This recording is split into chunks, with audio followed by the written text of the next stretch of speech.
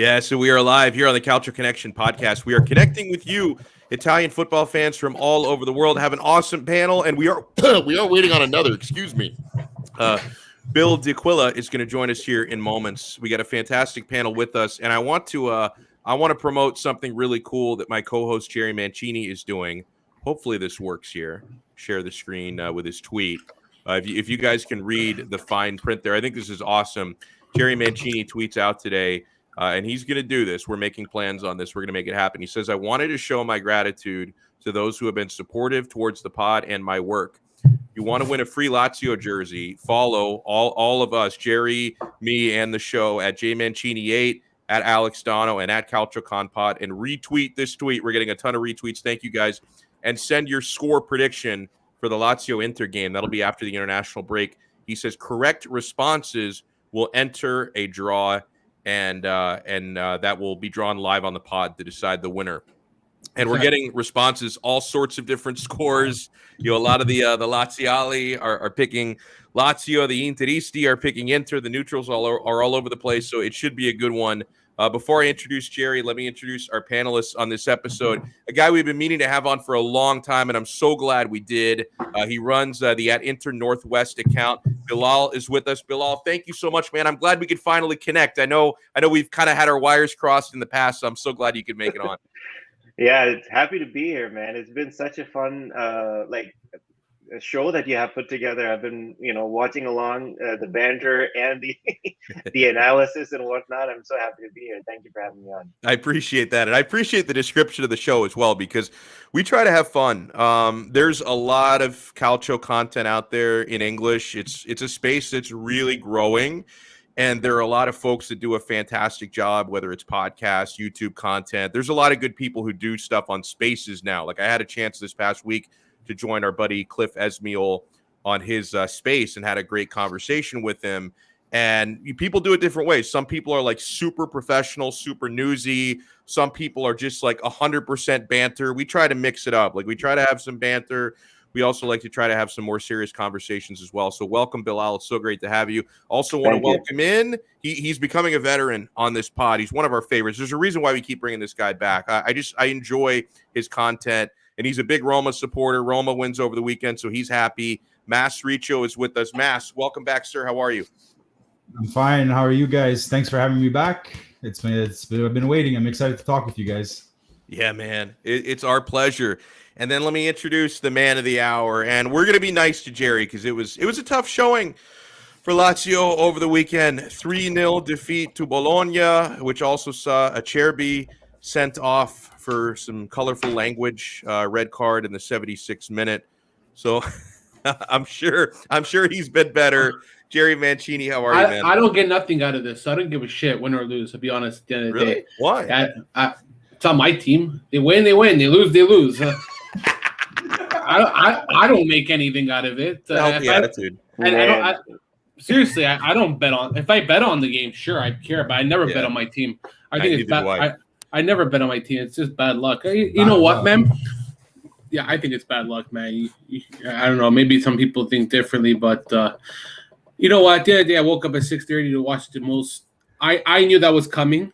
Sarri's speeches already commented how they were. I blame Sarri for this game from start to end. You can blame all you want that you only had 48 hours to rest and be prepared and all that crap. At the end of the day, rotate your squad. And we know what Sarri is. And if he doesn't learn how to rotate, it's going to kill him. Yeah. Again, I don't know how other teams, how new managers are kind of corresponding to this. I noticed that Inzaghi doesn't rotate a lot either. He plays the same players. Yeah. Mourinho's the same type of way too, where he doesn't kind of really rotate as well. But you know that you're playing Thursday. I don't know how Mourinho managed his squad from Thursday to Sunday, but for Lazio, it was exactly the same 11 almost. And what do you expect? Like, you started Luis Alberto every game. You started Acerbi every game. You started Husai every game.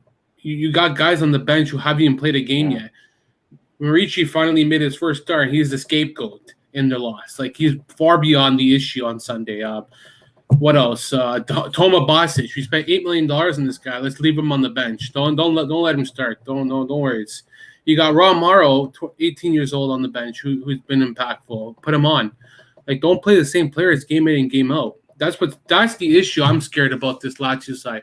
Not that you have to play them 21 games in a row to get some continuity. That's just it's right to a certain degree, but you also have to rotate it to keep them healthy. But that's what concerns me about Lazio. But you know what? I don't even give a shit. This game was horrible. Bologna was better. That was it. Yeah. I wish we all had the kind of mindset Jerry has about their team. We'd probably have a little bit more peace in our lives, to be honest. So right. I felt so silly. Like on Sunday evening, I was in my car and I was like, and this is the stupidest reason to be bummed. Like I shouldn't have been bummed because, you know, Inter won their game on Saturday, right? And then on Sunday, I'm like, man, I'm so bummed that, you know, Napoli and Milan both won today. I was hoping somebody would drop points. I'm like, oh, nobody's dropping points. We're still in third place. And I'm like, okay, first of all, like Jerry said, it's silly to get upset about sports anyway. When we're just fans, we have no control over it. But I felt so silly because I wasn't even worried about my own team. Like I was worried about other teams that weren't dropping points. Because I can at least kind of forgive myself for being bummed if Inter lose a game or if they drop points in a game they shouldn't drop points in. Like I'm still upset about DiMarco stepping up and taking that penalty against Atalanta. Like I want to just like give Inzaghi a shove for allowing that to happen. So, but at least like if it's Inter, it makes sense. But I'm getting bummed about other teams winning games. I'm like, how silly is that, man? But I wanted to get a couple of notes on Inter's win over Sassuolo. Very poor first half. And, you know, you had certain players like De Vrij, especially, who you do not expect to be poor. He had his worst half in an Inter shirt. Like, he was really bad in that first half. You know, Skriniar gives up a penalty. Thankfully, a guy who's usually poor stepped up and played great, and that was Samir Handanovic. Because if not for that, Inter are not winning that game. But a couple of things, Bilal, I want your take on as the Interista in the chat. Are you concerned because Inter haven't been putting together consistent 90 minutes. They tend to start poor. They tend to go down 1-0, fall behind the 8 ball, and then in the second half come on stronger, and their depth, right? The quality of depth, usually Inzaghi subs end up working out. So how much of that is concerning to you in the future? And then I also want your take, because something that really divided Calcio Twitter was whether or not Handanovic should have been sent off. So I want your take on those two things. If the patterns of play and the inconsistencies, how much do those concern you? And do you think Inter were fortunate to be able to finish the game with 11 men? Yeah, so going in sequence, I think it is a concern that inconsistency in performances have been there so far in the early half of the season. If you remember going back to last season, I know it was Conte. And Eriksen was here, and unfortunately he's had a health issue and isn't with the team. But I feel like one person not being there has lost the kind of like the balance in the midfield that we had last year. And like we were able to play against teams that would press against us higher up the pitch. We were able to pass around and get out of those high press situations quite easily. And in this situation, I mean, Atalanta pressed us and they were really aggressive. Everybody was aware that there is no way they can keep that up for the entire 90 minutes, and they didn't, and we got our chance to get back in the game. But not having Eriksen, I think Eriksen figured out after sitting on the bench and getting a lot of time to think about what to do with his life. He managed to figure out like what Conte actually wanted from him, and he was really good in both phases of the game. And Hakan, so far, I mean, as Milanisti rightfully said, he's been hot and cold, but it's just that, you know, much like early half of last season, we were not able to get a good glimpse of how Brozovic and Eriksen can coexist. They were like two cooks in the kitchen trying to cook the same dish almost, and you know it didn't really work out until that dynamic was worked out. We were not able to click, and this season so far, we've had one game when we had 3-5-1-1 formation with Inzaghi, and that was Dzeko's first game. And because of Lautaro having a red card or like too many yellow cards last season, he wasn't around for the first game against Genoa. and you had a midfield of Brozovic, Barella, Sensi, and Hakan.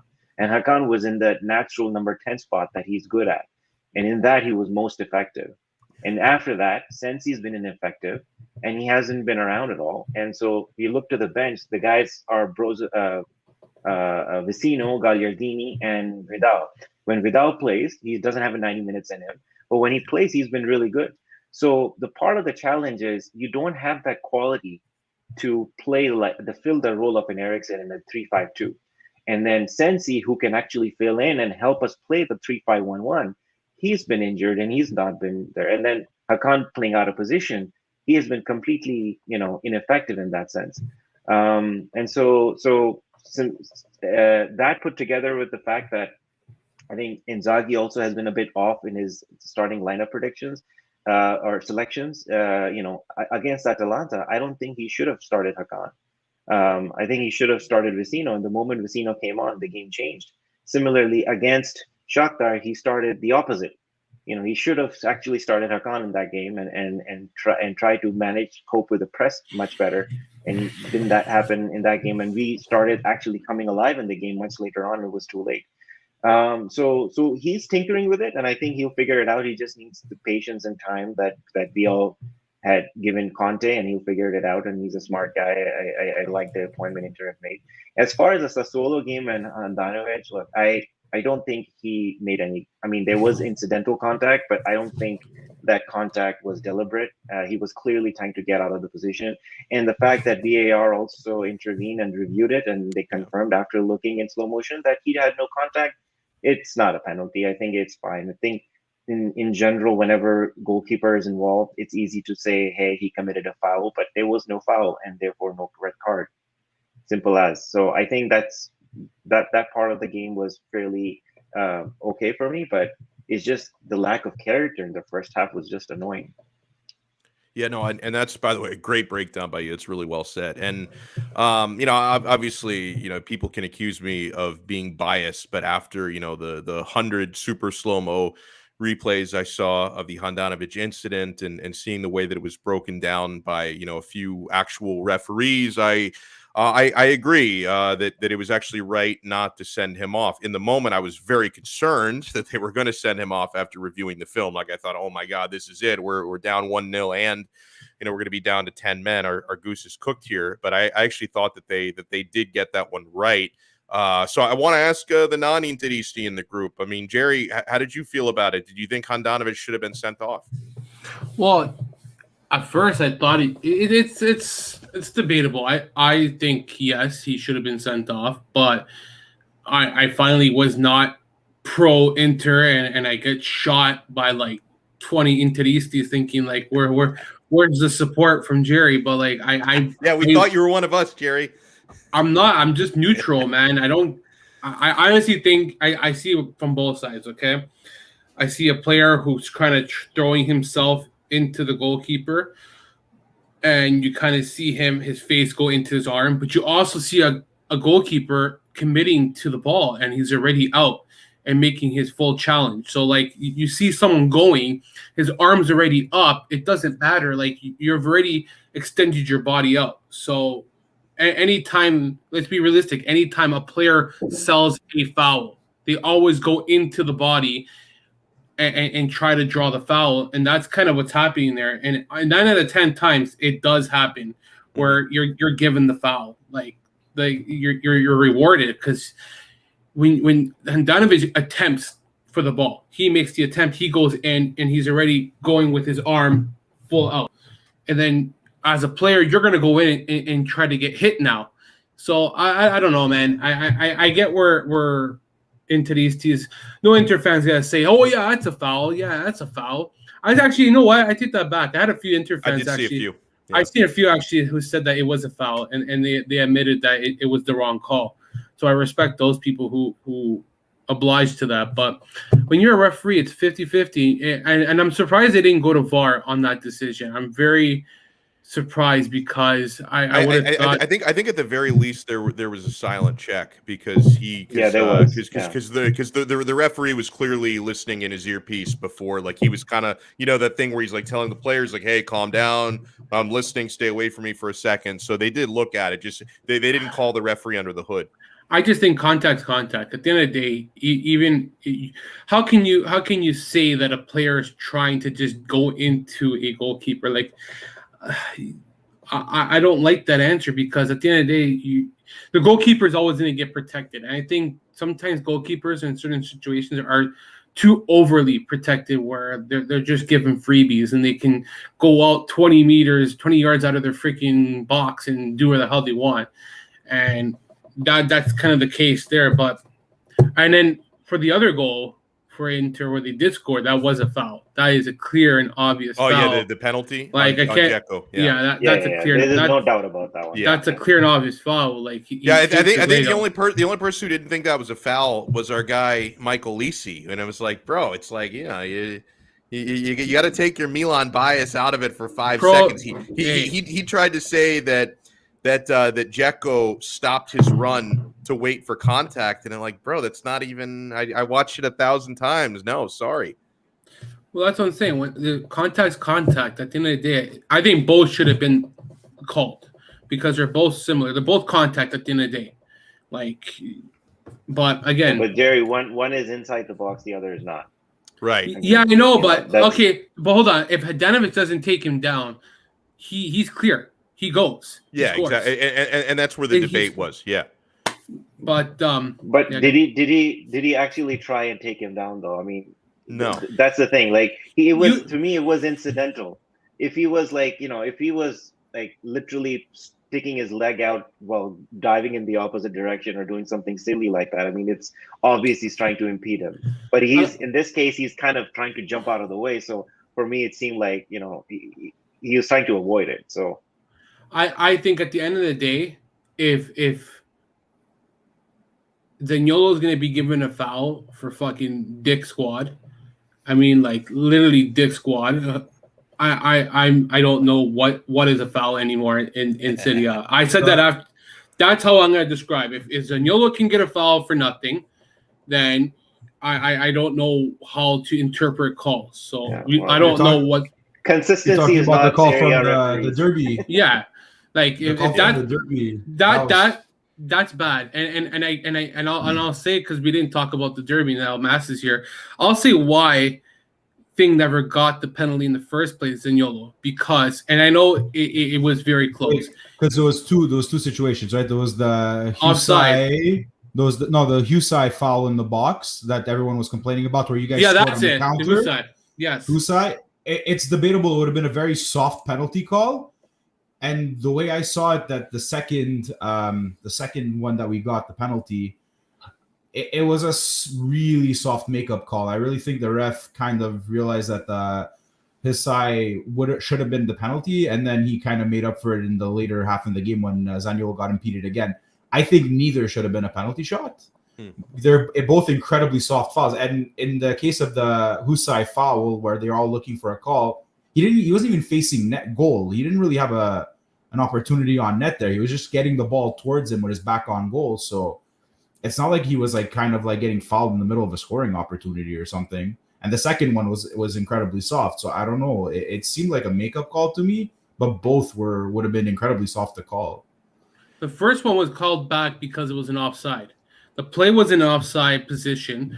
So in the build-up after the foul, there was a foul. Sorry, there was an offside in the play. Right. So they allowed the play to continue, and that's when you countered and scored. You countered. That's why. Right. But if you see the offside, it's very marginal. I mean, like, very marginal. That's another problem with the league. Very marginal, and I saw these offsides that are just so close to call. I know. Well, again, I don't know. Rules are rules, right? And then the other thing that's kind of funny about offsides is, whenever, like, they'll eventually on the broadcast they'll pop up that still photo with the line on it. You're like, oh, okay, they got it right. But then it's like, how do I know exactly when the ball left the passing player's foot? Right? It's like everything happens so quickly. Exactly, everything happens so quickly. So they find the image that will back up the call, whether they call it offsides or they didn't. They'll find an image where they have that line. It's like, oh, yeah, they're right. He was onside. Or, yeah, they're right. He was offside. But it's like, wait, how can I tell that that's the exact split second the ball came off the foot of the player who passed it to him? So even that kind of stuff is kind of misleading and can be a little bit subjective. It's really tight. It reminds me of the NFL when they couldn't figure out what a completed catch was, or it's literally what it's looking like in Serie A with offsides and just fouls right now. They can't stay consistent. I mean, look, we want consistency, but I mean, has it ever really been consistent in Serie A recently that I can remember? I don't think so. Right. No, you're right. It really hasn't. Something as you see there, I didn't realize I was even already sharing this. Hold on. Who the hell uses ESPN? Oh, wow! Look, you don't have to scroll down to see Juve anymore. They're actually up there. It was one of the first things that came up when I Googled Serie A table. ESPN came up very quickly. So we're looking now, and we're heading into an international break, which I love watching the Azzurri, but still, international breaks are bummers for me, especially since I still feel like Inter have not recovered their fitness from the first international break. Especially for like the South American players who came back later and they had more travel. So it's like, oh, here we go. Here we're at another one. But we look now, bros. I mean, Napoli, perfect. Literally a perfect start. 7 wins from 7 games, 21 points leading the table. Milan are nearly perfect. 6 wins and a draw so far. Inter have 2 draws in 3rd place. Masses, Roma are in 4th place. But guys, I want to talk about and go around the table on this. The incredibly hot starts for Napoli and Milan. Which of those 2 teams do you think is more likely to sustain that level of play or close to it for a full season? Now, for me, even though I've been obviously more impressed with Napoli's start than even Milan's, they've both been great. For Napoli, I worry about that African Cup of Nations when it's going to be right in the middle of the season without key players. I think that could really hurt them, that stretch. And obviously for both of those teams, Milan got off to a near perfect start. Last year, Winter Scudetto, they ended up fading in the second half of the season.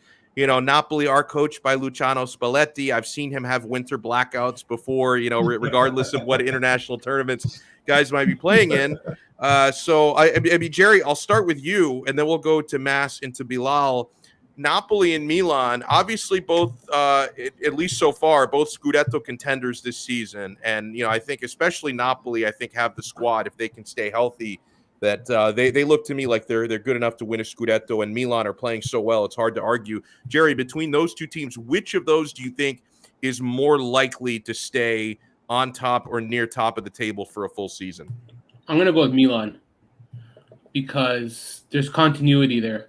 And I think Stefano Pioli gets shit on way too much, a little too much now. I would say in the first 6 months, I get it.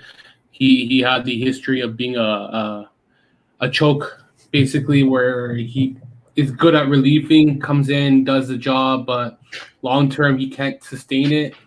He has something really positive at Milan where the players really respect him and want to play for him. And it kind of reminds me of Inzaghi back in 2019-20, where everyone was on the same page, playing hard, winning on a consistent basis in Serie A. And I kind of see some resemblance there. I don't care if they're a young team. They're a young team that are showing that they're playing like 35-year-olds in young bodies where they have the experience and the fortitude, the mentality to win games.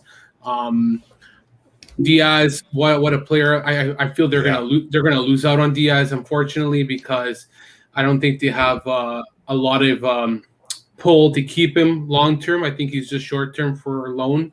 So, and I think that Real Madrid can bring him back if I'm not mistaken. So I really hope for Milan's sake and for his sake that he stays at Milan, because it would be a big mistake going back to Real Madrid. I think they'll waste him. Certain players suit in certain places, and I think that at the moment that's what is best for him. Like Tonali, this whole Tonali versus Locatelli debate on Twitter is freaking hilarious. How about they're both just really good, and we're lucky that they're both Italian. I mean, come on. I think the whole debate's really dumb, but if you wanted to give me one, I'll take Tonali. I'll put my money into the Tonali stock right now, and I think that his stock's going to rise further and higher than Locatelli's personally. That's personally how I see it, because it took Locatelli a while to get where he's at, whereas Tonali has already taken big strides in one season at 21 years old. Like, there's a big age gap between him and Locatelli, and this whole notion that he won a Euro, like, okay, we get it, he won a Euro, but like, Tonali still has another extra 4 years in his belt. He can win something. What is he, 20? I mean, the guy's gonna be around for a long time. Like, unbelievable player. Where the maturity, and I'll be honest, I was a guy last year who didn't think he was gonna be this good. I thought he was just like whatever personally, but I was proven big time wrong. Whereas Napoli, I'm not 100% sure under Spalletti. I think that there's going to be learning curves here where things are going to go a little haywire and they're going to be a little setbacks. We saw that in Europa League where they kind of switch off, right? If they tank the Europa League, I believe they finish top 4. That's a good call, actually. I know, you know what? If they tank the Europa League, probably top 2, maybe. Yeah, I go all in on Napoli then if they tank it. Again, Jerry Osimhen, what a freaking player! I mean, the guy is fan. I mean, he was inches away from scoring that bicycle that would have been goal of the year candidate. I mean, he is unbelievable. I want to go off topic, actually, since we're talking about Napoli and Milan, and Napoli played Fiorentina, and the biggest takeaway I took from the game yesterday is Vlahovic is overrated. I'm going to go on the record now and say he is so overrated. I think the guy has the most potential to be the best player, but I also think he has the potential to be the worst player because he's so inconsistent that he looks good in 2 games and looks shit in 3 games and then looks good in 2 games. And if Will doesn't know, our boy Will, biggest Juventus fan I know since Nutella was created, and biggest Allegri fan I know. And listen, I like Allegri as well. Bill, I'll let Will chime in now because Will just came in. Hold on, let me reset the question so everybody can get it. We'll go Bill next, and then Bilal, and then Mass. So Bill, as far as we look at the 2 teams atop the table right now. Napoli off to a perfect start. Milan near perfect start. Yeah, I did remind people that Napoli's depth is going to be tested during the African Cup of Nations, and I wonder how they're going to do during that stretch. So, out of those 2 teams, out of Napoli and Milan, which team do you think is more likely to sustain this high level of play and stay, top 2 in the table out of those 2? That's a really good question. That is a really good question. I think Milan. I think so too. And Jerry said the same thing. Yeah, I do.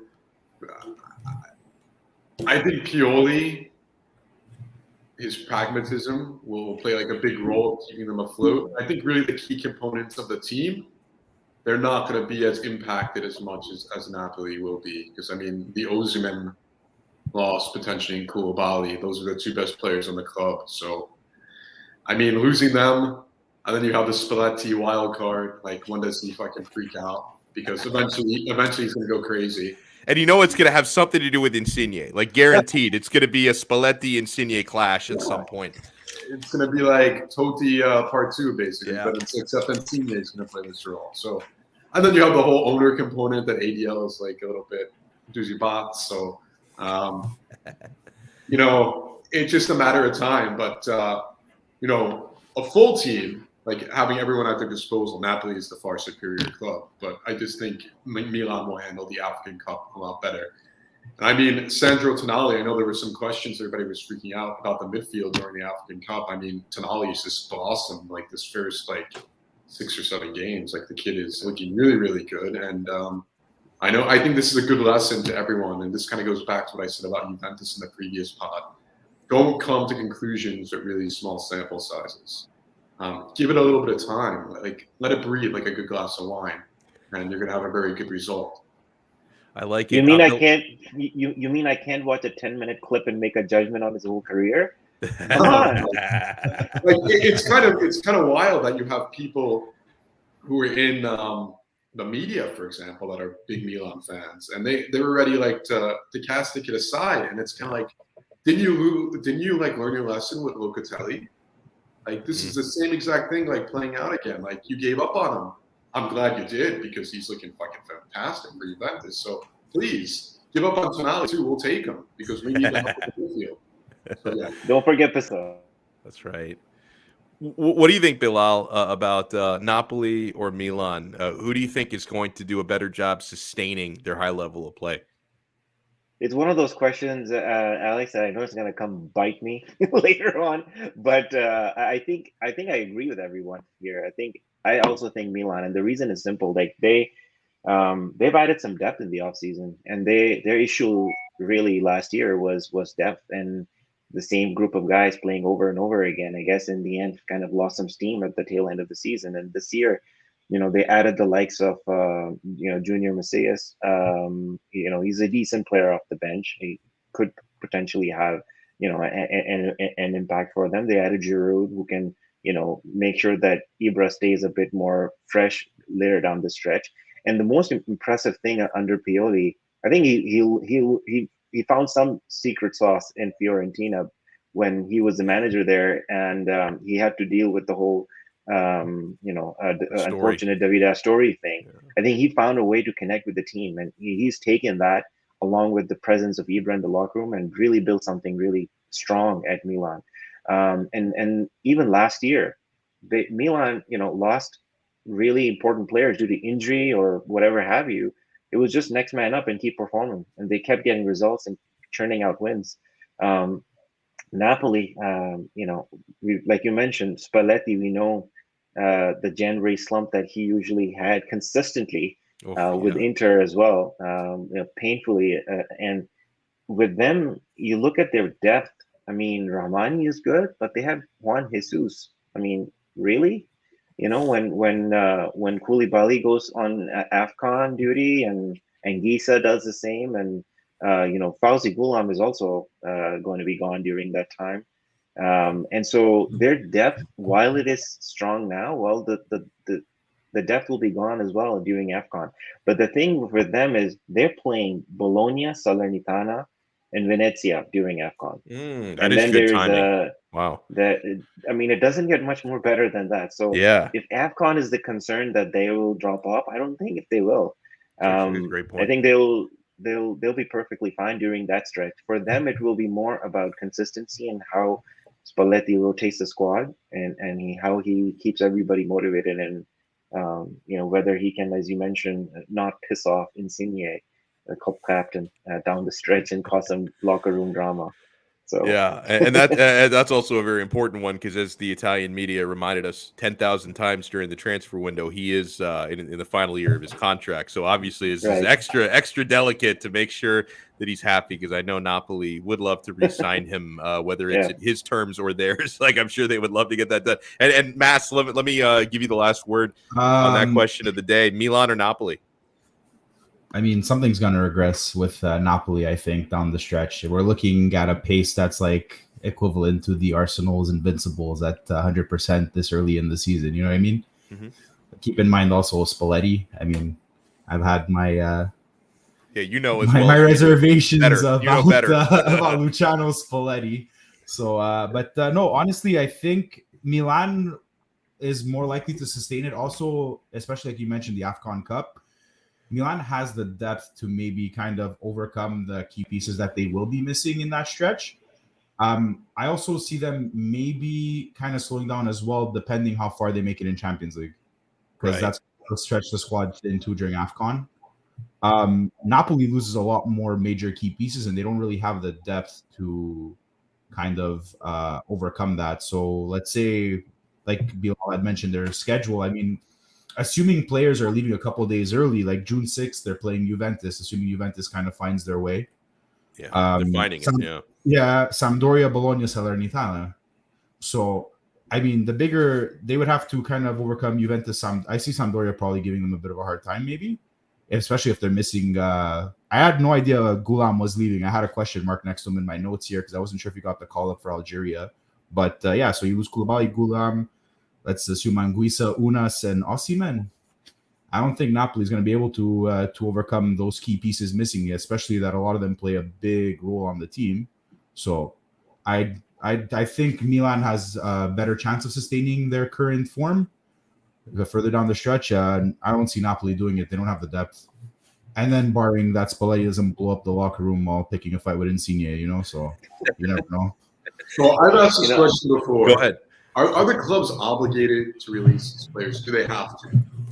It's one of those things where they don't technically have to, but it's like it's a protocol that's usually respected, especially for a big tournament like that. Like so it's a norm rather than like something that's like codified and like. I think it's kind of a gray area because I've seen this like when I used to work with Inter Miami. The issue came up because MLS doesn't go by the FIFA calendar, so usually any international break, you're fucked. Like if one of your players is in, they don't follow the FIFA calendar, they don't break with FIFA. And I saw it come up with Inter Miami for Rodolfo Pizarro, who's a Mexican international. He kind of sucks anyway, especially at that time. But he was still important. He was called up for the Mexican national team, but they were for friendlies. And I can remember the coach at that time was like, I don't know if we're going to send him. We need him here. But then he did end up sending him because I think he didn't want to. I think maybe you do have a choice, but it's one of those things where it's like it's very rare that you don't respect the call up. Because I think it's just like I'm not sure. Does anyone in here know? Yeah, I know someone who wouldn't send them. Who? ADL. That's a great point. Yeah, if there's anybody who would slide in and say, you know what, fuck this, it would be that guy. You're right. Yeah. I mean, does anyone know, even if it's in the chat or anyone in the room, like, are you obligated to respect the call up, or even for a big tournament like that, can you say no?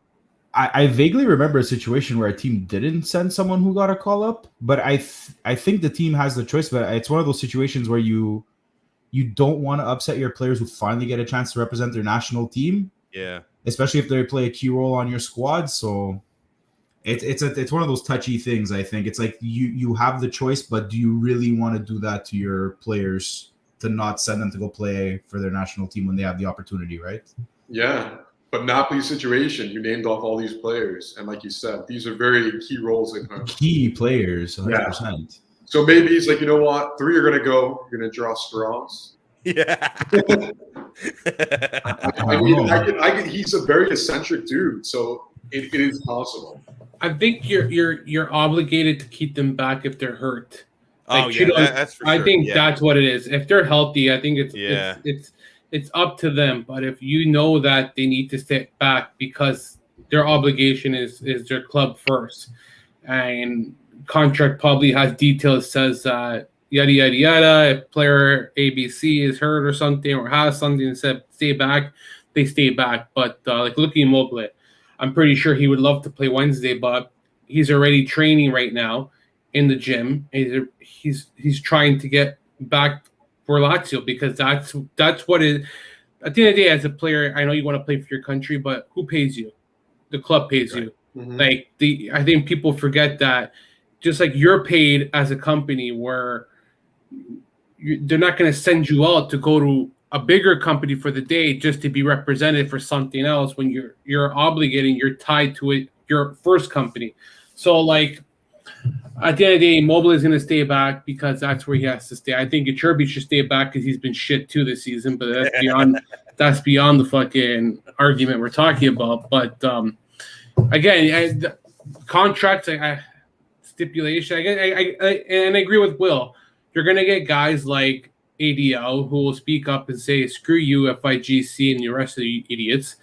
My team is staying where they want, and I care only about Napoli because as an owner, you don't care about Italy. You don't care if they win a Euro or a World Cup. You care about the safety and the health of your players because you're paying them $4 million a year to play for your stupid team. You know what I mean?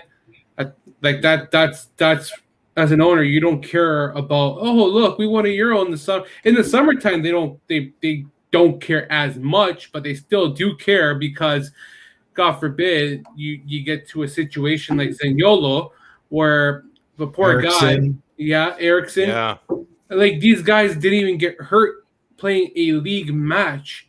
That's the worst part. Like, they didn't get hurt for playing their own team.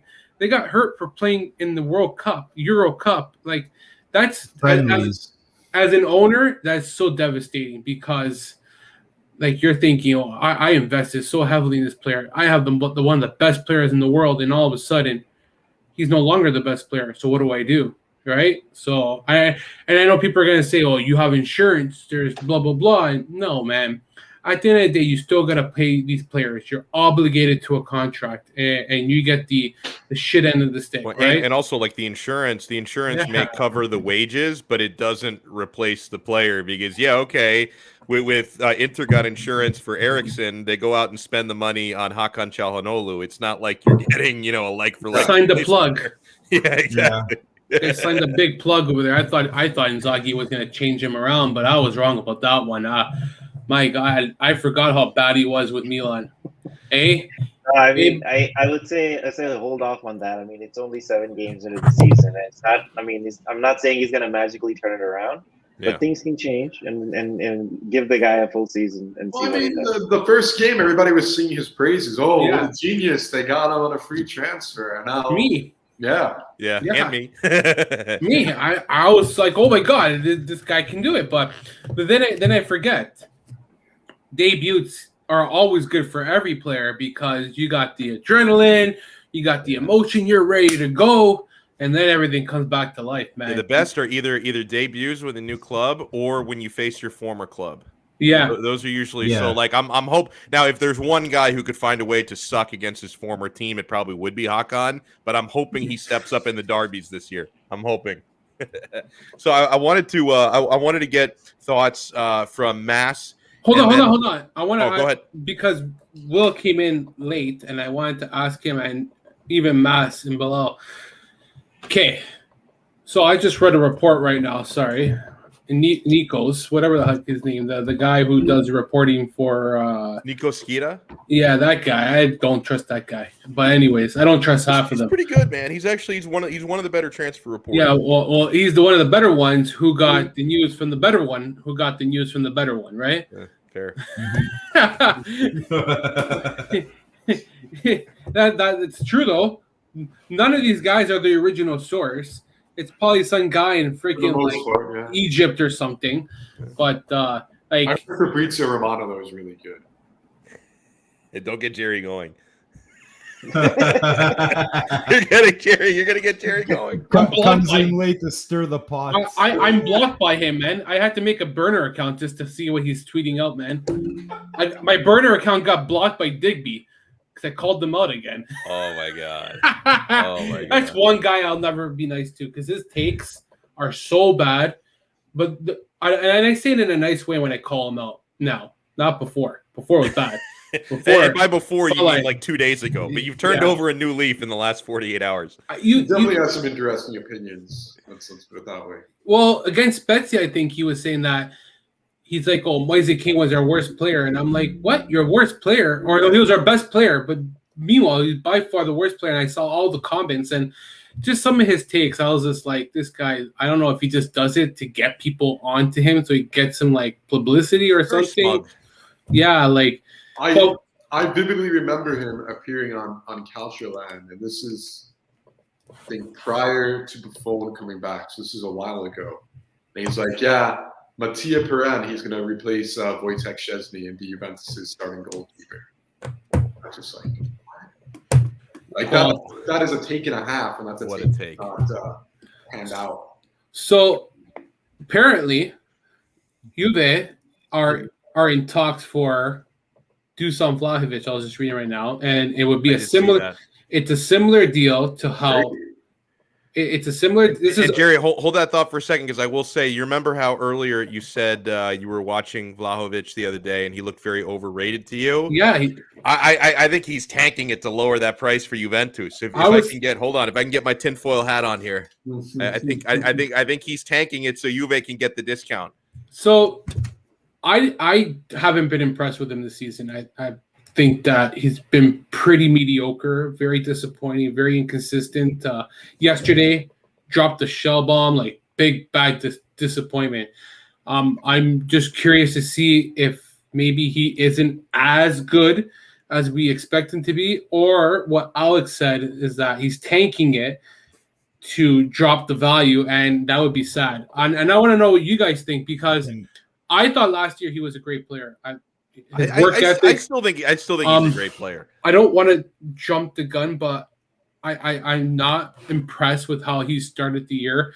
Are we seeing the effects of the Chiesa effect, I'll call it, where Chiesa just was burned and destroyed by Fiorentina? But I don't want to use that now, because you got a good manager finally, and that kind of excuse should be out the door now, because Italiano is a good manager and probably the best thing that's been there in the last 3 or who knows how long. But is it just a bad spell, or like I don't know. Yeah, go ahead. Anybody go, man. Can I? I'll lead off on this one. I mean, soccer's a sport where we use recency bias a lot, right? So like last year, his pace at the end of the season, he was like scoring like a brace to a goal almost every other game. There was no way he's going to keep that up. So hey, by the way, guys, I just want to because I know Bilal has to dip in a moment. He's got to take care of his kid, which is probably more important than what we're doing right now. So before you run, man, I want to give you a chance to plug social media, any work you're doing, because I give everyone that opportunity. I want to make sure you get that, even though you have to dip a little early. Yeah, thank you so much, guys, for having me on. It was a blast. I'm more than happy to do it again. the duty calls right now with the crying kids, so I gotta bail. I know it. But yeah, I mean, nothing really to plug. You're welcome to follow along my banter. Try to keep it clean. I'm no Jerry Mancini, but I'm a good follow, I guess. Interclub Northwest is the Twitter handle. And just if you don't mind, just get final thoughts on Jerry's question real quick before I have to drop. I think it's important to keep in mind that the guy's 21, right? He's going to have growing pains. He's going to go up and down in his trajectory. And we know Chiesa was. I mean, people call Chiesa flop number of times before he actually turned the corner with Juve. So that's always there with young players. And the one thing that I did notice with Vlahovic in particular, he's most lethal when he's on a breakaway. If you're going to sit back and like possess the ball a lot and try to find like an opening and have him finish, he's not as effective yet. So I think the part of the game for which he's really good at, if for teams who are going to, sit back deep and run at you in counterattack opportunity, that's where he's most lethal. In that mindset, it's going to be scary if you will land him with Allegri. After Allegri, if they go back to like possession-based, like Pirlo type football, I mean, Pirlo type football, they're not winning anything with anyways, so that's fine. But but with Allegri ball, he's going to be really lethal, especially with Kulusevski and Chiesa. I can see Will smirking, and I'm not liking that one bit, but as an Inter fan. But I think, he would be great with Juve, sadly. But we still need to give the guy some chance to grow. I appreciate it, man. It was so nice having you. We'll do it again. Yeah. Thank you. Take care, guys. Yeah, so I apologize because I cut Mass off because I wanted to make sure that Bilal could get his point in, so you can continue, sir. Yeah, so like I was saying, we're using recency bias. Like he was on an incredible pace, run of form at the end of the season last year. He was scoring a brace to a goal every other game, right? So like Bilal said, he's young. He's 21. He's going to figure it out. He's going to have his inconsistencies. I think it's just a little bit of a lull in his output right now, let's say. But I don't think it lasts. I think once he catches his form again, it's like any other striker. Once you get your confidence back, you start putting them back in the back of the net. Sky's the limit, and he's young. He's going to develop. Though I think he would probably be better suited for AC Milan with their current team versus Juventus and the way he plays. So I'm curious to see, but I don't think Milan might with the Champions League money. I don't know. It'd be very interesting to see, but I'd rather see him at Milan than Juventus. I mean, they've taken enough young Italian prospects to shore up their team. So. I like it. And so, Mass, while you're on, I wanted to get your take on Roma so far, and then I want to get William's take. Hold on. We're not done with this Dusan Vlahovic. Okay. That's right. We need to get Will in. It's a future player. My bad. Did Will talk about it? It's okay. No. It's okay. I piece of shit. No, come on. Let him play hypotheticals with hoping that they get Vlahovic up front. Yeah, I don't think there's like a grand conspiracy that he's like trying to hurt his value to make it more affordable for another club. I mean, I don't know. I may or may not have just been stirring the pot when I said that, but you know, when you got the tinfoil hat around, you do what you have to do. I think it would be a great signing for Juventus, and you have to, you know, as was mentioned earlier. 21 years old. He's been in 3 systems the past, 12 months. Yeah. You know, give him a little time to get settled with Italiano. I know Prandelli was very instrumental in his development, so maybe he's missing him a little bit. I don't know. Again, sample size is too small. He looked like a world beater when he was in the Coppa Italia earlier in the year. I realized they were playing a Serie B team, but he was tearing it up. I'll take him. Hopefully Juventus can work something out. And he would be great for Juve's system. I like that he can hold up the ball because that's so. I mean, Morata doesn't well enough, but I think Vlahovic, that's probably what he brings to the table. Gets them a little bit younger, and you're building this really young, exciting core. I mean, Moise Kean, Chiesa, Vlahovic up front, Kulusevski, who I'm not sold on, to be honest with you. Yeah. I think I would try to move him. To be honest with you, I would love to send him to Spurs and have a swap and get Romero back. Just don't let our guy Nima hear the Kulusevski slander. He will not tolerate it. He loves him, man. But it's the Swedish connection. Yeah. I do think this Vlahovic deal is going to happen because it sounds like as if it's going to be similar to the Chiesa deal. There's going to be similarities to it where they get him on a loan deal and they pay in 2 years. I believe that's how it is, where they pay a whole lump sum and I'm going to go off topic again. This is why I don't think that Sergej Milinkovic-Savic in these rumors of 75 million or Pellegrini or McKennie being added in to Lazio is not going to happen. Sergej is not going to Lazio. Lazio is never going to do business with Juventus. Let's just get this out of the way now. Anybody who reports Lazio is going to do a deal with Juventus, it's not happening. I don't know what happened a couple of years ago, but Juventus screwed over Lotito of a deal. It was bad. I don't know what happened, but he always brings up that Juventus did a deal that was shady and he didn't like it. And when you're in the bad books of Lotito, Inter can get him for 75 million. Juventus can get Savic for 100 million. That's just how Lotito works. Let's just get that straight. Lotito has his favorites, and for some reason, I don't know what Inter did to Lotito, but he loves doing business with them.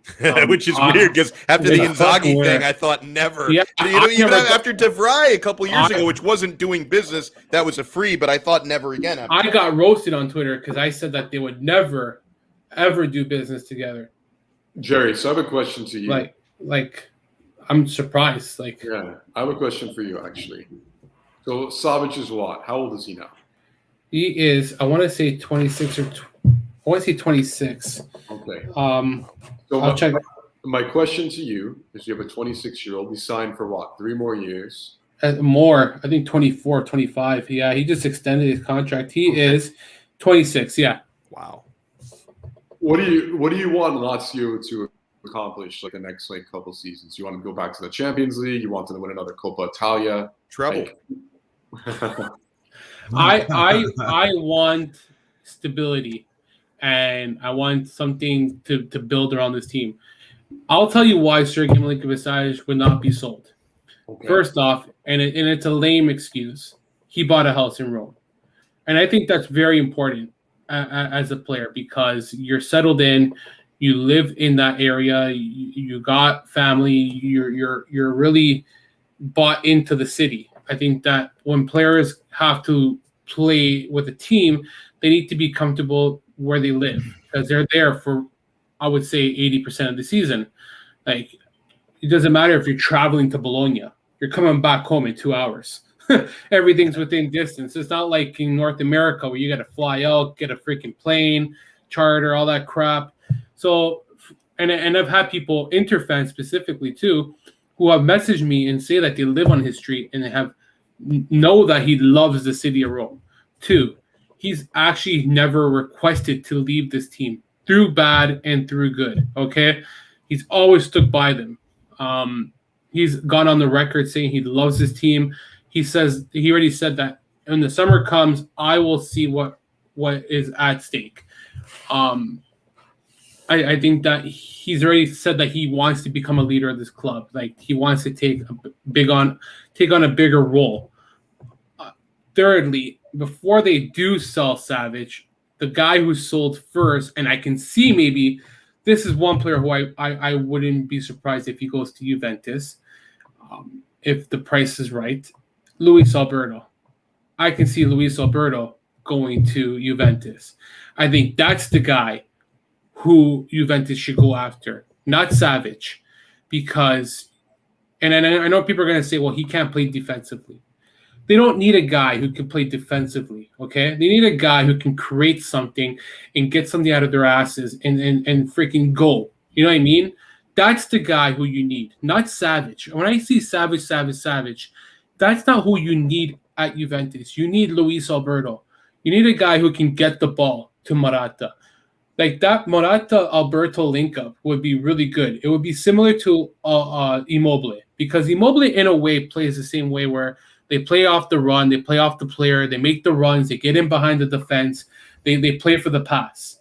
Dybala, another player who would strive with Alberto. He would open up that field, that space, where it allows him to be more attack-minded. And I think that's the player. And a lot of people call me out saying, no, Savage is the guy you want. And I think differently, because if people who watch Juventus and like yourself watch Juventus, there's no attack. It doesn't matter if they hold the ball for 60 minutes. Like, it doesn't matter. Like, there's nothing going within the actual goal area. And Alberto would strive in that role, where it's not a 4-3-3, I believe, at Juventus, right? Or I don't think there's a set formation right now. There you go. It's going to match up dependent at the moment. I think it's going to go to a 4-2-3-1 once Artur comes back, and you're going to have a midfield of Locatelli and Artur as like the double pivot, because from what I was reading, Allegri is like very super high on Artur. He likes his technical capabilities. So we'll see what happens with that. And Alberto is 29 years old. Okay. Like and that doesn't concern me, because Juventus would still buy him at 29, because they bought.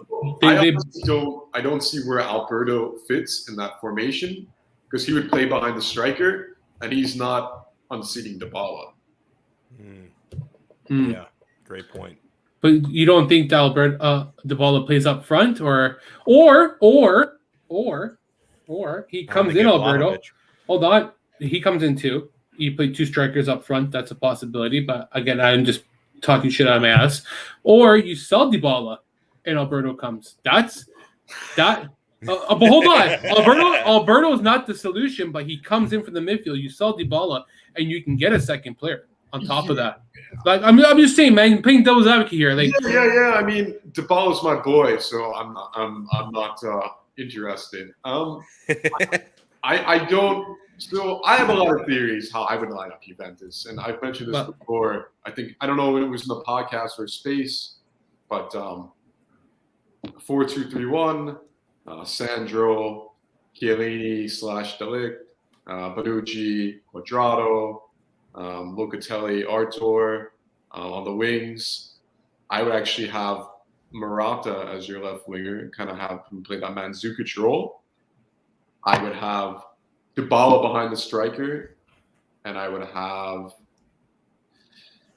I guess, I want to give Kulusevski more chances, so I'd probably put him there and see what happens, or have Danilo go to right back and have Quadrado play up front, either one. And then I would actually have Chiesa as the striker, because Allegri seems to be a big believer that this kid is going to be more of a center forward striker. And I mean, I'm super impressed with him. When he came to Juve, I was excited. But I never thought he would develop this quickly and turn it into what he has. Like, I mean, he's probably Italy's best player at the Euros, sans Gigio Donnarumma. I'm just amazed at how he takes on players. Like, you don't see this from like Italian players. Like, he takes them on like individually, and he goes by them. Like, he dribbles, boom, he's gone. and he's become so clinical now in front of the net. Like in the past, when he first got to Juve, he would get stopped by the keeper. He would have a great opportunity, and now it just seems like that last Champions League game that Juve played, where they got knocked out unceremoniously because Ronaldo decided to duck on a fucking free kick, and Szczesny it seems that ever since that moment, the light switch is turned on in his head, and he's like realized what he possesses. Because I've spoken about this before. A lot of this is just psychological. Like I think Bernardeschi is supremely talented. I think he's fucking fantastic, but mentally something's not right. Like his confidence is gone, and I don't know if he ever will rediscover it at Juventus. I think he's gonna have to go someplace else, like maybe Lazio, for example. I think that would be a really good place for him to play. That's been talked about, right? Football. Well, he's a free agent this summer. Yeah. That's but and I'll end it here. The last thing is that Juventus is not financially stable. We know this. Inter, Juventus, Roma, Milan. I want to interject one thing. Juve's situation is a little bit different because of Exor. Mm-hmm. I mean, don't get me wrong, they're not owned by like a sovereign wealth fund or anything like that, but it's pretty fucking close. Like if Juve needs money, Exor is going to give them money. It's nowhere near as acute as like Inter Milan or Milan. And by the way, you mentioned that Saudi wealth fund. Every night before I go to bed, I pray to every god that they invest in Inter. There have been some rumors out there. I've discussed it before on the Patreon and on here that I'm not going to buy into it until I see more solid reporting. Some people on Inter Twitter allow themselves to get very excited about it, but I every night I say my prayers. I say my prayers for oil money, and maybe one day those prayers will get answered. So hold on, Arthur says Juve is financially stable. Can they today buy Milinkovic-Savic for $80 million? If they go to Exor, yes. How much debt can you go on though? Like what is bullshit, man? It's goddamn fundings and get loan after loan. No wonder they owe $400 million. Loan on top of loan on top of loan. When do you pay it off? Like you're playing with monopoly money. It feels like. Like, am I saying this right or am I wrong? Like, no, you're not wrong. It's nice to have these financial benefactors that some clubs have. I mean, Juventus is in a very advantageous position. They own their stadium. They're owned by this holding company, really. That John Elkann owns, and the Elkann family and Agnelli. I mean, they don't have any really severe financial issues. I think Lazio is going to become like a really attractive asset, actually, and someone might buy them. Now, it all depends on if Lotito wants to sell, but this is a club that is bouncing around Champions League football. They're in Rome, and location is everything in life, and they have little to no debt. I mean, if you're a foreign owner and you want to come in and buy a club, that would be great. I mean, who knows? Maybe the Saudis go in and buy Lazio. Oh, can you imagine? Can you imagine Lazio with oil money? Oh my God! Oh my! Please no. Well, he does own two clubs. Hold on. He still owns Salernitana. Yeah. Oh, buddy, that guy's the most. Did he put it in a blind trust or something? Because aren't you not allowed to? Yes, on a blind trust. Yeah, I was gonna say he found a loophole with the blind trust. He's a savvy fucker. Yeah. You know what? I hate him because he does a lot of shady stuff, like the coronavirus, the COVID cases and everything. He's done some stupid shit. But there is a side to him that you say, wow, this guy is the best, because he doesn't get pushed around by big clubs like Inter, Juve, Milan. Well, Milan prior to getting shit on, and the bigger clubs, PSG. Mm-hmm. He didn't just get walked all over and say, hey, take Joaquin Correa for $20 million. We'll take your stupid player that we have to pay $5 million a year, say, Sanabria. He's like, well, I'm going to fight for what I believe in. And if you want my best player, you're going to pay. And in the business aspect, he is one of the best because he keeps the books financially stable. He gets what he wants for his players most of the time. Shit, he sold Felipe Anderson for $41 million and bought him back for $3.5 million. That's good business. Come on. What? Let's give some credit to Lotito as a business owner, because I think that a lot of people hate him because he's so good at what he's able to do. Like you just said, to keep the books financially stable, be able to at least go to the Europa League for 5-6 straight seasons, go to the Champions League with such a modest budget, and still stay within neck of the top teams to compete on a regular basis. The knockouts, like, which is pretty impressive. And like you said, a Saudi Arabia freaking owner comes along and says, "Hey, I want to buy this team." Like you just said, these are the factors. He's not buying the shady stuff of, oh, Saudi Arabia owner comes in, he's got his own shady stuff more than Latito probably. And look, the FIGC has bad blood with Latito now because he's banned, but because he's appealing it, they just had a meeting and they locked him out, and he went full force on them and said, "How can you lock me out of a meeting if I'm appealing? If you're appealing, how do you not get into a meeting?" Oh God! I'm telling you, every time my guy Lord Figo makes an appearance, the entire show has to stop.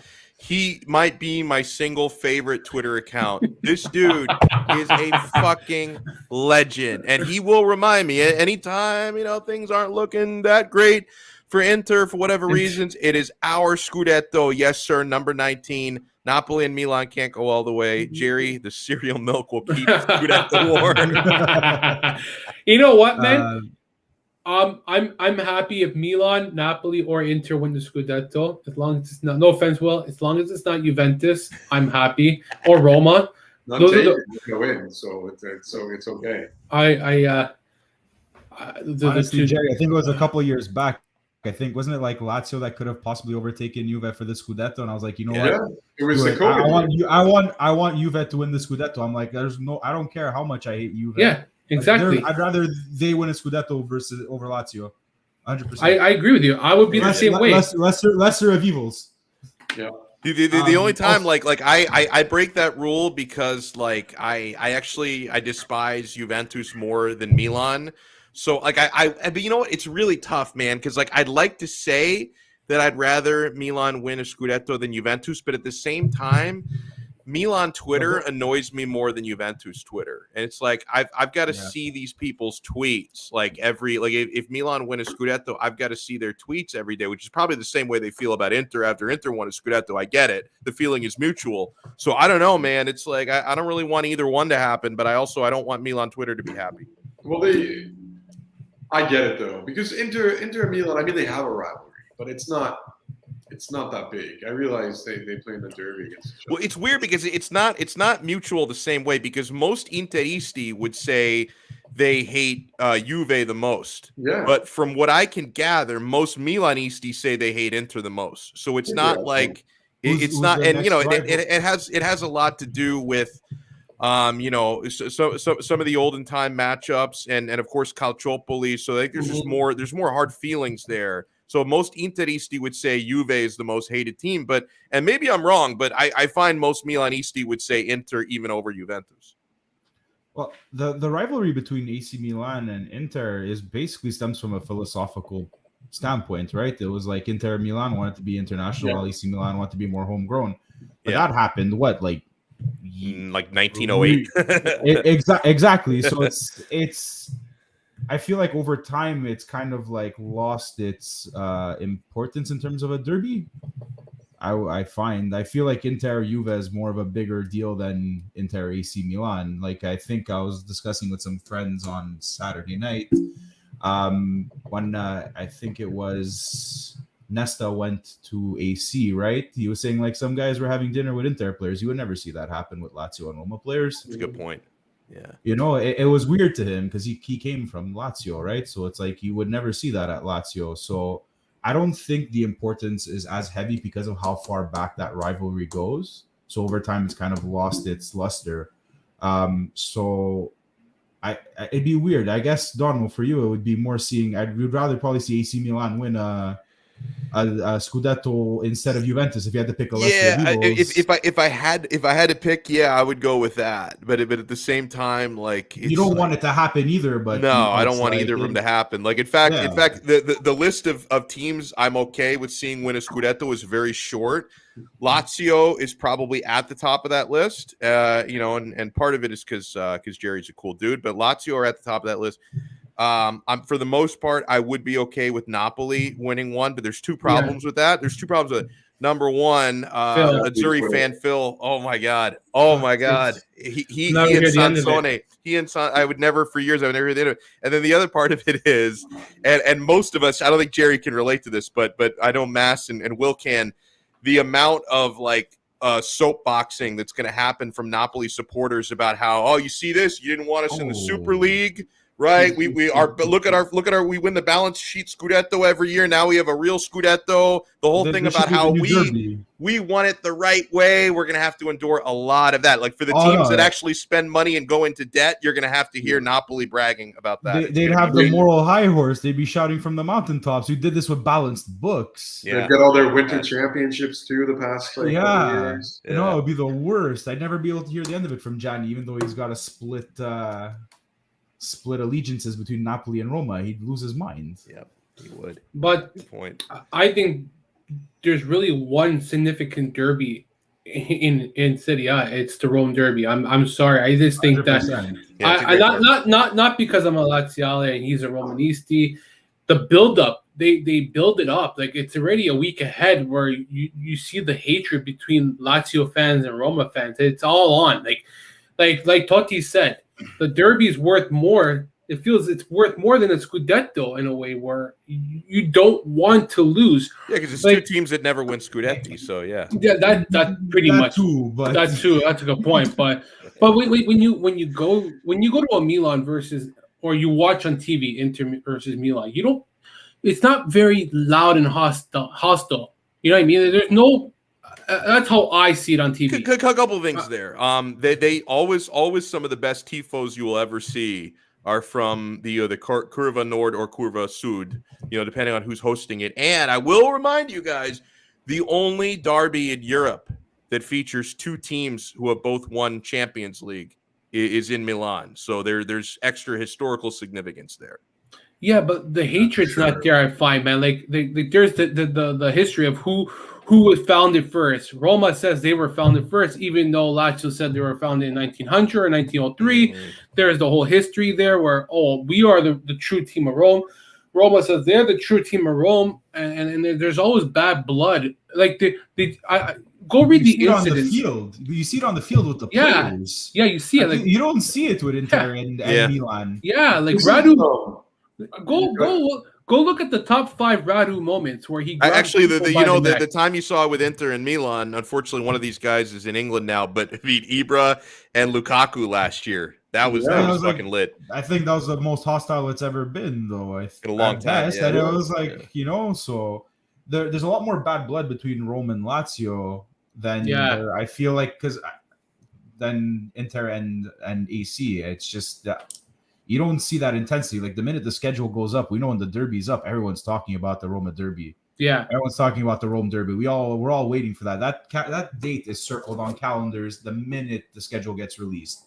I'm already looking forward to the second one, especially the way the team came out the first time. So they got lucky. They got lucky that Pellegrini wasn't there. I feel like it would have been a much different game. It would have. I agree with you. Absolutely. Yeah. We got robbed of a proper derby, I think, because of that yellow card.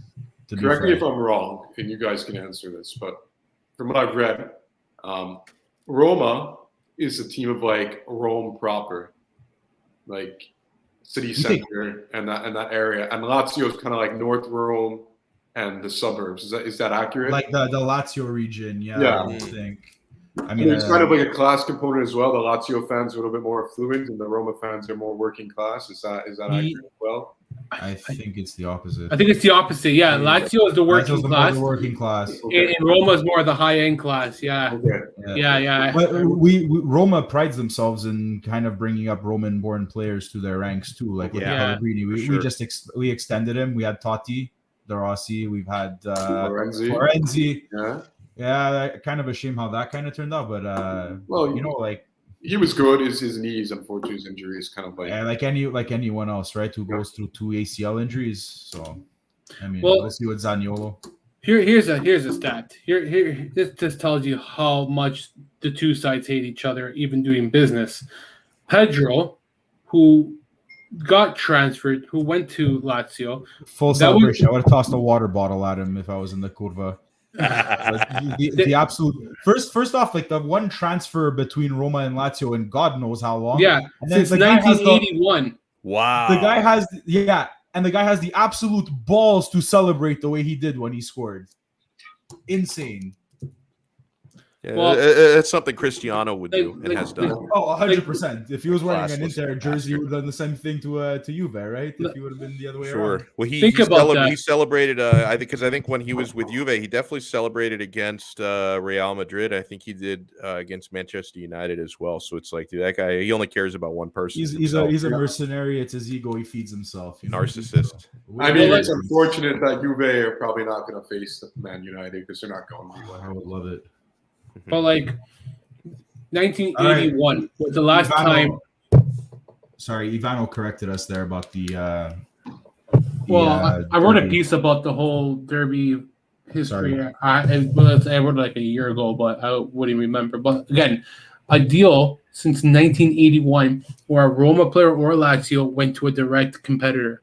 That tells you enough about what these two sides even feel about each other off the pitch. Like that signifies that the derby, like I've been told that Inter and Milan do business with each other. Like players swap back and forth like it's nothing, like in past seasons. Whereas Roma and even Inter, I think Inter and Juventus will probably be the second biggest derby in.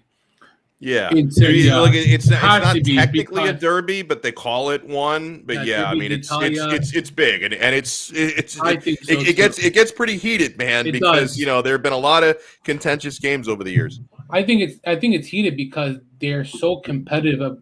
I think they've won the most Scudettos combined, right? Both sides. They have them. Yeah. So on a Serie A, again, they don't have as much Champions League, I guess. I don't know off the top of my head, but Milan have the most Champions League with 7. In Italy, the most. Real Madrid most. Period. Milan in Italy by far with their 7 because it's their 7. Inter's 3. Juve's 2. Yeah, so like Inter, I think is the second most winning team in Serie A after Juve. So that's a lot of like prestige, right? Where there's always a history between the two sides and one has to be better than the other.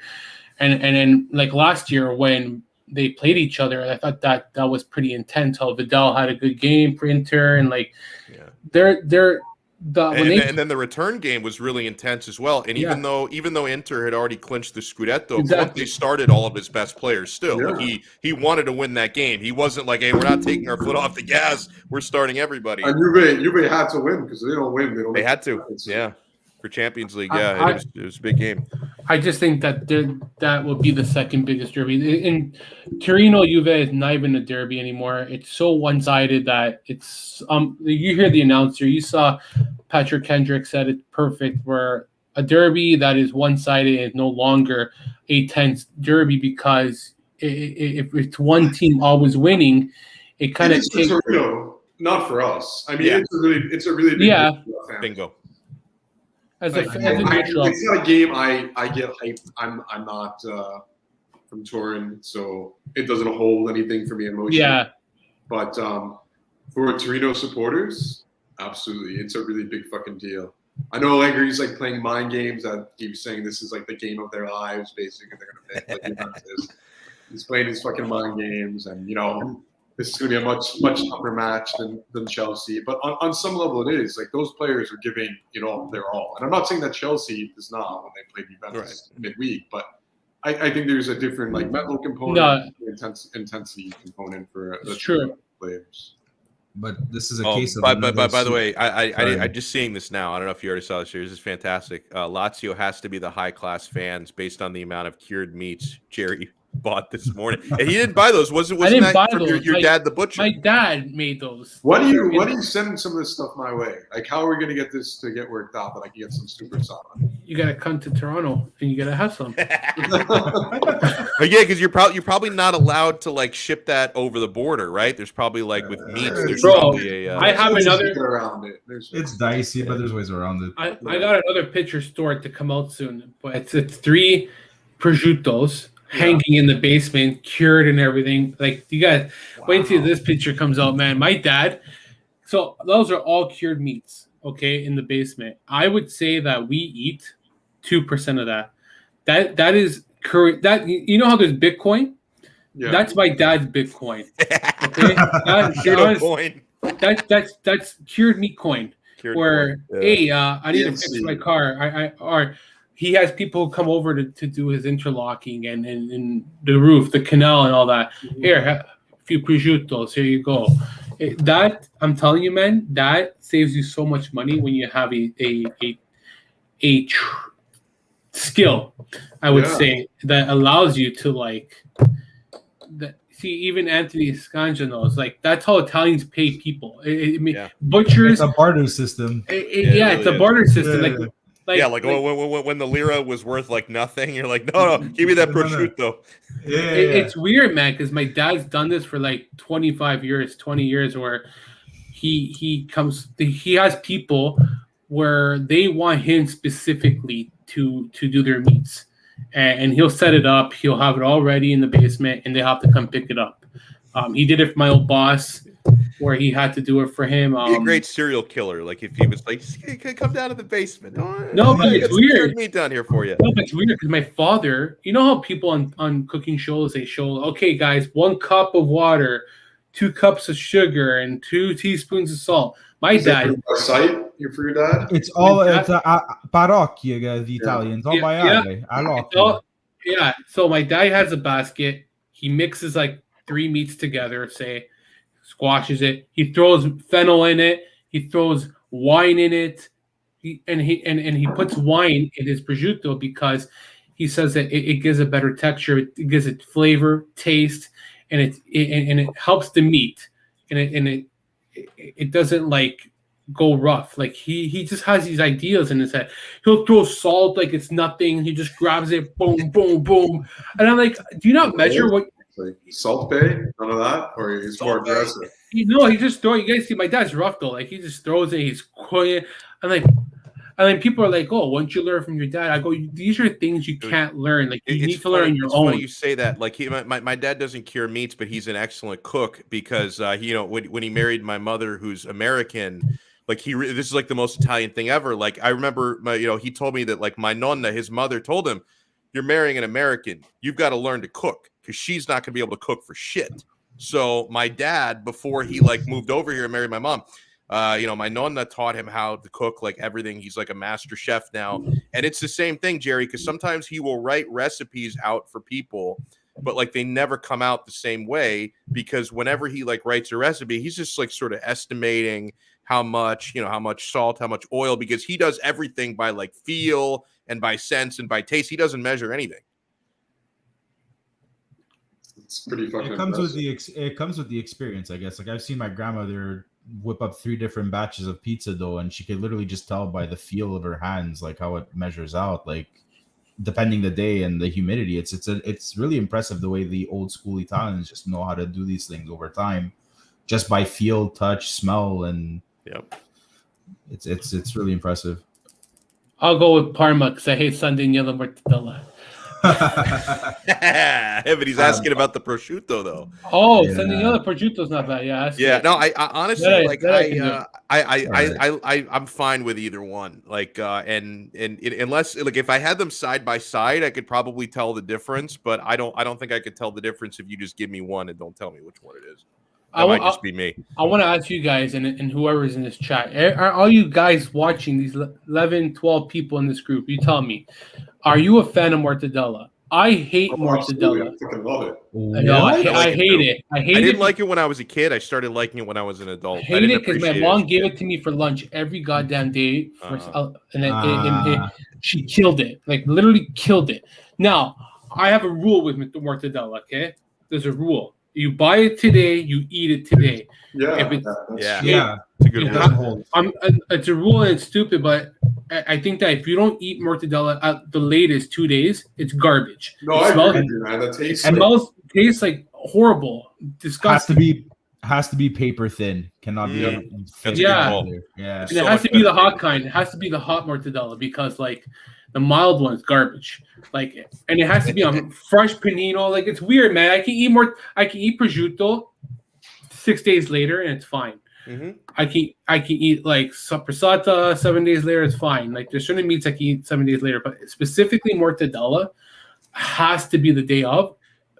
Day 2 is pushing it, and then that's it. Like, I think one of the reasons why like I really like mortadella is it's not a very common thing. Like I eat prosciutto very often because it's pretty easy to get it. But like with mortadella, I've got to be at like a very special like Italian delicatessen, which I don't go to on a regular basis. Or like if I'm in Italy, it's been 5 years, 6 years since I've been over there. It's been way too long. But this is like, I don't even necessarily have it every single year, but it's like when I do have it, I make sure it's a good one. And it's like, oh, it really hits the spot, man. Where like prosciutto, I have it like twice a week, right? And it's easier to get like decent prosciutto di Parma, like at my grocery store, but I can't get good mortadella. So you don't like the mortadella with the pistachios, Jerry? You're like that's the best one. I like that one with the pistachios. Yeah. The mortadella with pistachio, I never knew that. Yeah. I swear to God, I never knew that, man. Like, yeah. I guess I'm lifting the rock tonight, man. I'm gonna go divert back because I feel bad because I cut off Alex at least 6 times tonight. But he wanted to ask Mas a Roma question. Yeah, we'll end it there. We'll end it there. Well, I wanted to get. Go ahead, Mas. Go ahead. I wanted to just chime in on the whole Torino Juve derby because if you look back at it historically, if that accident didn't happen with the plane and the team, I think the derby would be all different. Yeah, the Gran Torino. That's a historical kind of thing. Like I really think things would have changed. It's a what if kind of situation. But I just wanted to throw that one in there. It's a good call. And but before we sign off, I just want to get quick thoughts on Mas on the start for Roma, the 2-0 over Empoli, and Pellegrini is a freaking boss. So like, what's your like report card for Roma so far early on in the year? Barring the loss in the derby, because that still kind of burns. And with the loss of Pellegrini, I think it would have been a different story. But I'm gonna give them a solid B+A, like an A. Like it's still early on in the season. We're doing great in the Conference League, but I mean, then again, it's the Conference League. But we're consistently playing the same brand of football. The team does tend to come out a bit flat sometimes, like we saw at the Lazio derby, where we were getting burned on the counter a lot. But I really like to see Pellegrini is literally hands down maybe top 3 midfielders in the world right now. And I'm not saying that out of bias. The guy's been a man on fire since the season started, and he's been playing under Mourinho.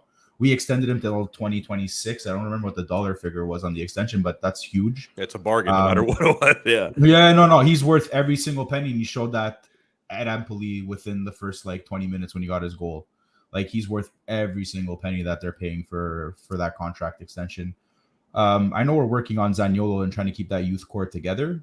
And hopefully, because I've been when I watched the Zoraya game for the Conference League, a lot of the English commentators are all talking how Tammy Abraham should be using Roma kind of as a stepping stone and making the return to the Prem, kind of like Lukaku did. Yeah, because they don't respect Serie A.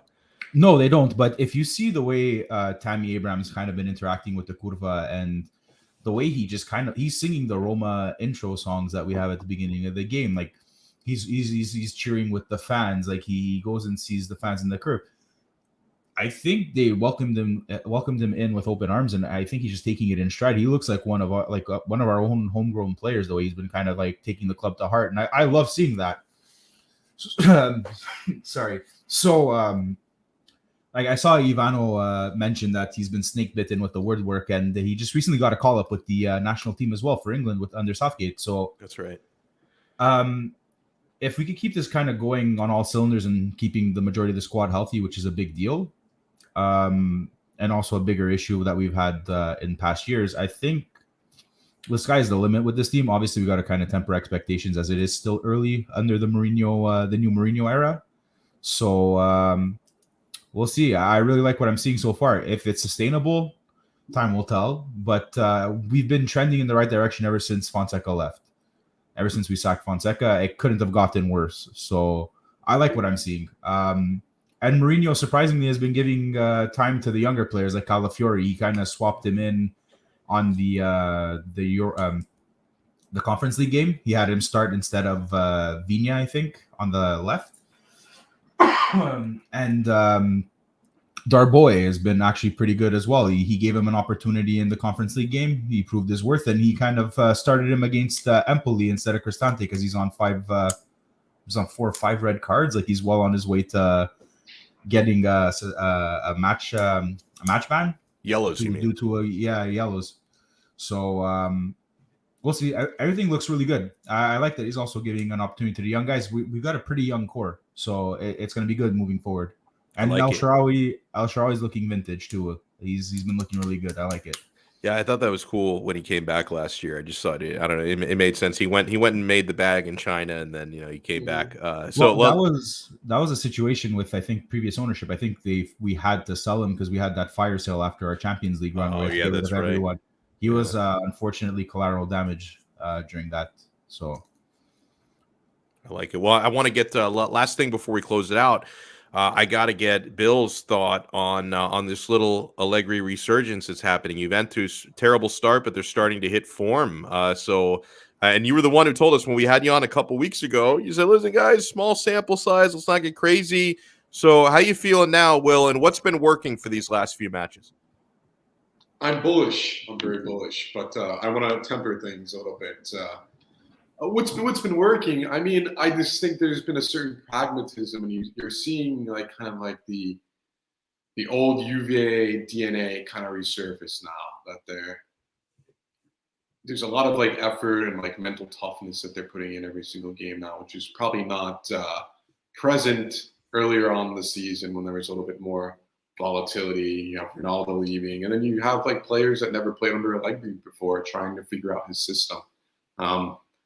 I give them a B- so far as a grade. Things are looking good, but I don't want to get too crazy because it's a long season. It's still a very small sample size, but I think the Champions League is very encouraging. I know I mentioned like 15-16 as a potential barometer of where they're going to go, and it's kind of playing out that way so far. I'm impressed that they beat Torino because I thought they were going to draw, to be quite frank with you, or lose. And it was looking like that for much of the match until Locatelli came out to be the hero. So it's all positive. I think going into the international break, Allegri's going to have more time to tinker and come up with exactly what he wants to do. And I think by mid-November they're going to be in the top 4 again. That's what I'm expecting personally. Whether or not they're going to be able to win the Scudetto, I mean, I hope they can. The point gap is pretty large right now, but I think Napoli. 10 points, I think. Yeah, Napoli, the way they're playing, it's kind of not sustainable. There's no way they're going to keep winning at this pace. It's just not. This is not Antonio Conte's Juventus from his first season when I believe they didn't lose a game that year. So they didn't. Not going to happen for Napoli. So I'm happy. I'm excited. I think in the transfer window in the winter, there's some areas of concern that I want them to work on. Center back being one of them, because Rugani is the 4th center back, and there's no way that guy should get on the field ever again for Juventus. He's not good enough. It's a shame he never developed properly, but he doesn't cut it. And I also think like left back and right back. I love the diversity that the Shilo brings, so they can play like both sides. But as far as it being a starter, potentially like in a Champions League game, if someone was to get injured, we're asking for like major issues. So if they can reinforce that, the midfield, it is what it is. To add someone of like maybe Axel Witsel, I should say, in the winter since he's on an expiring deal, but maybe Dortmund will get rid of him, and if they don't, it's okay. I'd rather just wait until the summer and target the kid from Monaco. Hopefully we can get him around 35 to 45 million. So yeah, B-. Things are looking good. We'll have another conversation, and I might be at B+ or A- at that point if they keep. Well said. Great stuff by all. I want to give our guests a chance to plug social media handles. If you guys have anything you're working on, you want to let people know about. William, I'll start with you, man. Where can people find you? WGDecola at twitter.com. What am I working on? Not much. Just like just spouting fucking nonsense every now and again on Twitter about different topics. I'm just busy with professional work life type shit. But otherwise, man, try to watch. I watch Juventus every Saturday, and then try to tune into the big games every single week. I always catch Inter because they're a rival, and I love Barella because he's kind of my boy, probably my favorite Italian player, even more so than Chiesa. Love the guy. And then I'll watch, the big matches. So if Atalanta's playing anyone big, and I'm a sexual, so I'll watch them. I love Raspadori. I expect big things from him. But yeah, that's about it. And my Twitter is basically music, foreign affairs, calcio. That's it, really. I know. I feel like I get a good mix from you. I get updated on a lot of different things. I like it. What about you, Mass? Where can people follow you and find you? On my handle there, I'm trying to get the camera working there. And you worked in IG as well. I respect that. But all my handles are pretty much up in the air with everything music, food, and calcio and sports related. My sports is mostly reserved to Twitter. I tend to kind of get off my angry tweets about every sports team I do support.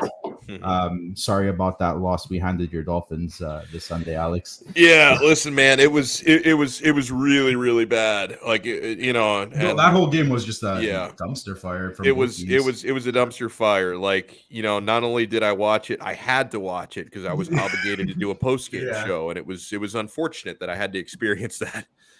No, it was bad. Got some podcasts in the works with my friends at the Daily Stakes. I got to meet those guys, man. That's really cool. Yeah, I'm excited. Really excited at that. We're kind of focusing more on North American sports for the time being. So like major league sports such as the NFL and the NBA, mostly hockey. We're going to kind of work in there, but I'm talking to them to kind of get something going with Serie A and soccer as well. Across all of European football mostly. So keep an eye out for that. I'll definitely put that out there once everything's been worked out. Who's your NHL team? Who are you? I have a love-hate relationship with hockey because I kind of played it my whole life up until about I was 17. So when I was kind of done playing hockey, I kind of just moved away from it altogether. By default, I want to say Montreal because that's the home team, but I don't know. There's just I feel like hockey's just gotten stale over the years compared to the other leagues. Like it's kind of just that archaic kind of mindset. It's very bored. Like they don't let their players kind of be vocal either, kind of like you see with other major league sports in North America. So it's kind of taking a bit of a backseat. I mean, hopefully they could kind of rebrand and make it exciting again. So if that's the case, then I'll kind of get back on that wagon. So I'm a really big New Jersey Devils fan actually. In the last your team legend Marty Brodeur was my idol as a hockey goalie growing up. So yeah. So when I was a kid, I don't know how far back you know the Canadians or how much you know about like the older players. I assume you know a lot because you're from Canada. Yeah. So like I met Jacques Lemaire when I was a little kid. That's amazing. Yeah, because I would go to the Devils training camp at like South Mountain Arena. So like I have a picture with Jacques Lemaire when I was like 10, which is fucking awesome. Really cool. Yeah. I mean, I have like a lot of love for the Habs because they gave the Devils a bunch of good players back in the day. Like Ruben made a lot of true trades, got Claude Lemieux, Stephane Richer, etc. So but being a Devils fan has been very tough since like 2013. It's become a massive guys. And frankly, the genius of that club was the GM, Lou Lamoriello. They got rid of working magic with the Islanders right now. Boring brand of hockey, but they get results. Yeah, exactly. And that's all that matters. All that matters. Results. Yep. So I don't know if the Devils will ever be good again, but I think they'll be pretty exciting to watch this year because the Hughes brothers and Nico Hischier and Zaka. So, it looks cool. Yeah. By the way, that whole thing about I don't know when Team XYZ is going to be good again. I feel like that a lot about a lot of the teams I support. Outside of Calcio, right? I'm a Miami Dolphins fan, Florida Panthers fan. Although they look really good, but they've been paper tigers before in the NHL. Like they have found ways to disappoint in certain years. So yeah, it's a tough one. Jerry, let people know, man, where they can find you. And by the way, I want to remind everyone to follow Jerry on Twitter. You can see the handle JMancini8 because we are going to be doing, and Jerry is the one providing this, so he is the hero. We are going to be doing a jersey giveaway through this show and through our Twitter handles. So make sure you're following Jerry. make sure you're following me and our show page at CalcioCon Pod, because you have to be sure following Cliff us. Can't win. This Cliff's a little asshole. Yeah, what was up with it? Like, because Jerry wants to give away a Lazio jersey, which, listen, is fine. Like, I'm not a Lazio supporter. I would cop a Lazio jersey. I would wear a Lazio jersey. I know it's a beautiful kit. And then our guy Cliff, is spitting. He says Cliff? You couldn't pay him to wear a Lazio shirt. Yeah. Kooky Cliff and Loopy Lucci on the Juve. Well, I did Lazio jersey because if I had said Inter jersey, I would have to hear the end of my life. Oh, he's an Inter fan. So I say Lazio jersey and I still get shit on. It's not good enough. So I took that was a picture before there's a store in Woodbridge where I live. They actually ship out and they deliver to countries other than here. Like they send it out, they distribute. So nice. When the raffle is taking place, I will get down the person's information. They have to be comfortable. That is another thing. And I will go to the store and buy the size that they need. They have the black jersey, they have the white jersey, and they have the blue jersey. The black kit is sweet. At T-Dot Italia. So the Calcio guys know who I'm talking about as well. So they do have an Inter jersey. If people prefer an Inter jersey instead, they do have that. They do have.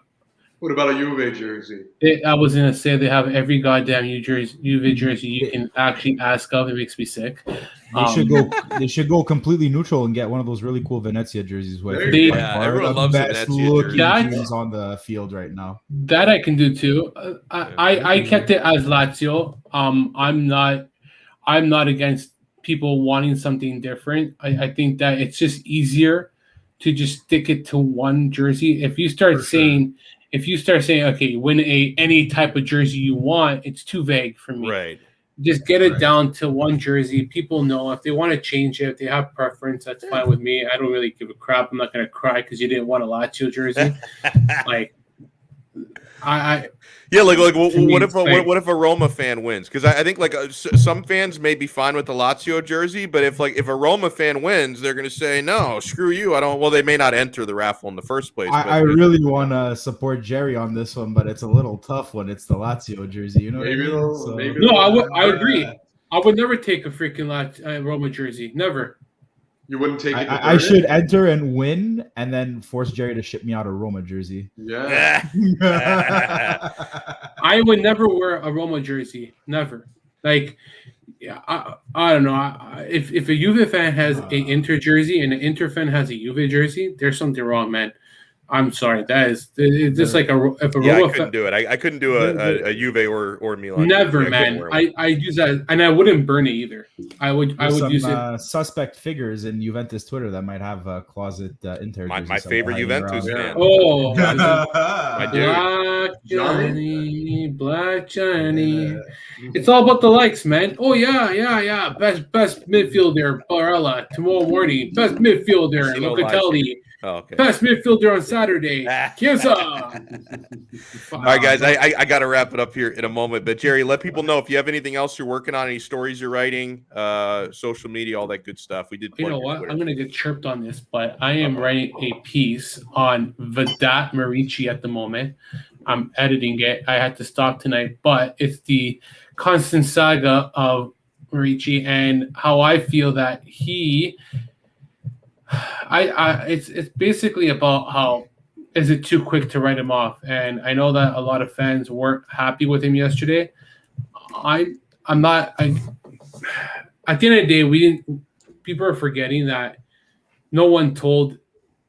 Like he never said, "Hey, go buy me for $19 million." You know what I mean? That's not on him, and I hate how people are valued based on how much they've been bought for. Right. It's not right in a way where you blame the director for overpaying certain players. Like Weston McKennie is another one for Juventus, say overpaid. But again, that's not his fault. His fault. He's giving you what he's worth, and what he's worth is probably $7 million. Let's just say, for example, you know what I mean? Like, but Spurs want to buy him for apparently like $30 million. Hakan, Hakan's not worth $7 million a year. No. Not freaking no way. But again, there's no metric that kind of determines that who and what is worth so much. And I think with North American sports, it's so good because for some reason, you know what a player is worth. You know what he deserves in such a certain way. It's easier because really weird. I mean, like it's a little bit different in like baseball. Although they kind of do set prices based on baseball is different. But as far as the NFL, salary cap, NBA, max players, non-max players, like it's NHL. The NBA is probably the most obvious. Yeah, NHL as well. Like like in the NBA, if you're a max player, this is exactly how much money you're allowed to make, and that's it. I don't know, man. You guys can't fault the player for the price tag that someone pays for them. No, you can't. If you overpay for someone who's worth $7 million, it's not the player's fault. So, and I want McKinney to be known by the Hamburglar. That's what I want people to start calling him. Don't call him. Oh my God, he loves those burgers. He loves those snacks. He loves those. He loves teammates' sisters as well. Yeah. I would never ever burn a jersey. Okay, never. I don't care what the player is. You're burning $100 is what you're doing. Okay, that is the biggest bonehead move I see. What player was it that LeBron? LeBron. Was it LeBron? They burned LeBron, his jersey. Yeah. I hate him, but I would never burn his jersey. Miami, and then when he went back to the Lakers, so stupid, again, man. So dumb. Like I would never ever. I would even burn a Roma jersey because it's so stupid. Like I would just. But I could tempt you, maybe. Like, no. Some grappa and like Kenny, like a little gasoline. Like, Jerry, look at that. I would give the Roma jerseys to somebody who's a Roma fan who I know. I would just give it to them. Like I would feel so. Mass, or you'd give it to I couldn't do it, man. I don't care how much you hate a team, man. It's just there's better ways to hate a team than to burn a jersey. There's just no sentiment to it. But yeah, I couldn't do it either. I couldn't either. Maybe in my younger days, yes, but not. Yeah, when I was like 19, I would have done a lot of crazy when you suddenly stuff. realize the value of $1, it's very hard to set fire. That's a good point. I did $50 jersey, especially some of these jerseys. If it's someone of note, a player, they could become worth it appreciates. It's not a depreciating asset. Yeah. No, if I was a billionaire, then yes, I probably would burn the action. Never mind.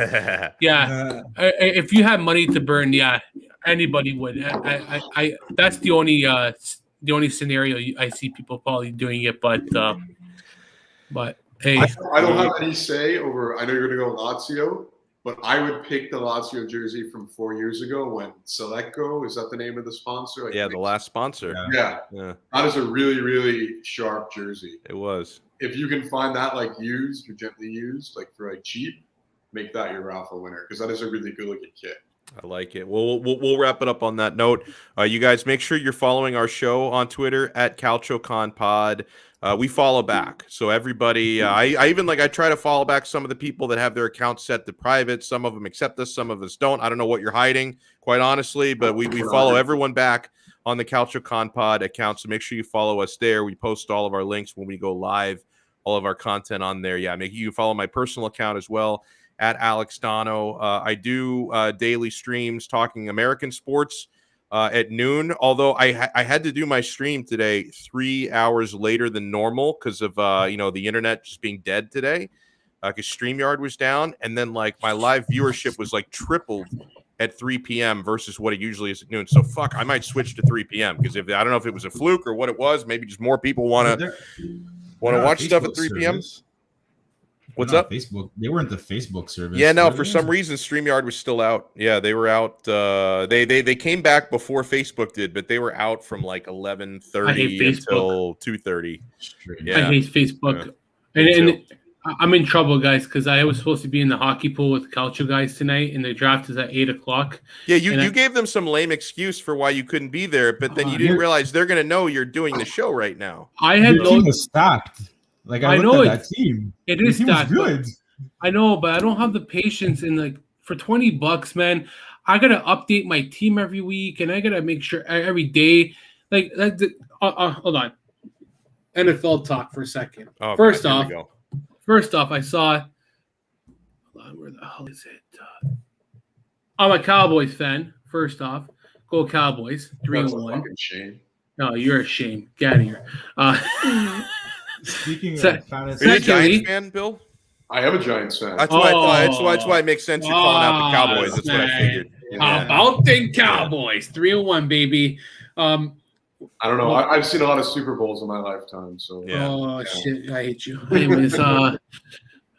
Anyways, Oilers fan. Yes, I am a massive Oilers fan. Massive. Thirdly, I don't really care about the NFL talk. I just like watching Cowboy games strictly when I get the chance. But I do like NFL football pools better because here's the thing: Sunday comes, that's it. Yeah, I don't. Yeah, I'm it's 2 focused days a on week. Sunday. It's simple. Yeah, freaking love it, man. Thursday, Sunday, Monday. it's the only fantasy I play. I've tried. Yeah. I've tried Fantacalcio. I've tried fantasy baseball, which was a fucking nightmare. Like I'd rather jump off a bridge. I would rather jump off a bridge than play That's fantasy awful. baseball again. It was terrible. I've done fantasy hockey before, but I always like 2 weeks in, I stop checking my team and everybody hates me. Same thing with fantasy NBA. Football, I'm all in. I'm focused on that. Yeah, I don't mind it, man. Like I'm so like Tuesday is waiver pickup. Get ready. I screwed up my waiver pickup last week, picking up Peyton Barber. I was a stupid pickup. I jumped the gun on that one. Was so mad, but yeah, it's fun. And what the heck is up with Waller, man? He had a good opening game this season. And he shit the bed the next 3 games. They actually, I Oh will my say, God. like the game against the Dolphins, I didn't watch their second game. I watched him the first game against Baltimore where he did great. Didn't see him the second game, but the third game was against the Dolphins. And like the one thing, Jerry, that the Dolphins did well in that game was they covered Waller well. They rotated a couple of different athletic corners on him and actually limited him to like 45 receiving yards when he usually goes off for 100+ yards on everybody. So the Dolphins actually played him well. But before we turn this into an NFL pod, I want to wrap it up. So yeah, every day I go live talking American sports on the 5 Reasons Sports Network YouTube. Huge thanks to William. Awesome job as always. Mass, awesome job as always, sir. And of course, Jerry. And again, make sure you're checking out Jerry's tweet, following him to enter the raffle to win a jersey. Maybe a Lazio jersey, maybe a jersey of your choice. We will talk to you guys again next time. Jersey. What? Cowboys jersey. You want to do a Cowboys jersey giveaway? I feel like you would alienate a lot of people from our audience. We have like people from other parts of the world. Fan base. Yeah, oh yeah, that's true. We will talk to you guys again next time on another episode of the Calcio Connection podcast. Ciao. I can't believe 9 people are still watching us after all that garbage we're talking